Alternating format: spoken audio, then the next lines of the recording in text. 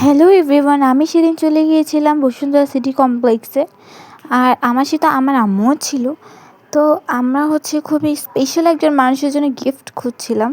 But সেদিন আমরা পুরা বসুন্ধরা তোলপাড় করে খোঁজার পরও আমরা সেদিন ভালো কোনো গিফট বসুন্ধরা পাইনি। আমার আম্মু একটার পর একটা ড্রেস বের করতেছে, দেখতেছে, বাট মনের মতন তেমন কোনো ড্রেসই সেদিন খুঁজে পাওয়া যাচ্ছিল না। অনেক কালেকশন ছিল, কিন্তু আমরা যার জন্য গিফট নিতে চাচ্ছি তার মতন করে একটু খুঁজতে আমাদের কষ্ট হচ্ছিল। কিন্তু হাসি তো ব্ল্যাক পরে, বুঝছো? এটা আমি কিন্তু টার্গেট করে দিলাম উইন্টারের জন্য, কিন্তু খারাপ না।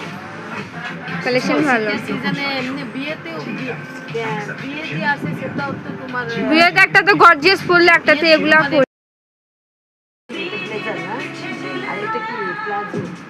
এটা হচ্ছে প্লাজো বলতে ওই যে বুট কাট প্যান্টগুলো আছে, এই যে এই টাইপের। বাচ্চারা এটা হচ্ছে অ্যাডাল্টের সাইজটা, মানে কত থেকে শুরু আপনাদের? এটা হচ্ছে আপনার মনে করেন যে যদি বেবি হয়, যদি হেল হচ্ছে একদম আমাদের 2XL পর্যন্ত, 3XL পর্যন্ত সাইজটা হয়, স্মল থেকে শুরু। এটার ভিতরে কি কি আছে?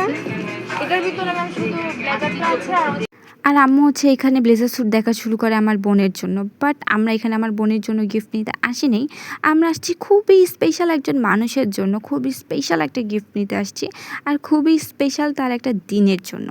আর আম্মু এখানে আপু ভাইদের সাথে কথা বলা শুরু করে। আম্মু যেখানেই যায় তার খুবই ভালো একটা আন্ডারস্ট্যান্ডিং হয়ে যায়। আর যেহেতু বসুন্ধরা ওনার অনেকের সাথে ভালো একটা পরিচয়, আন্ডারস্ট্যান্ডিং, তো উনি খুব সহজেই সবার সাথে ঘুলে মিলে যায় সবার সাথে, এবং সবাই ওনাকে অনেক ভালোবাসে।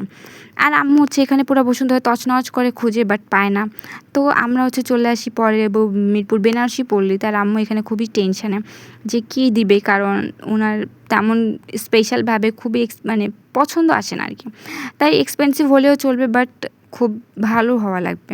তো আমরা মিরপুর বেনারসি পল্লী থেকে একটা শাড়ি নেই, খুবই সুন্দর একটা শাড়ি। আর ফাইনালি সেদিন আমাদের শপিং শেষ হয় ফাইনালি।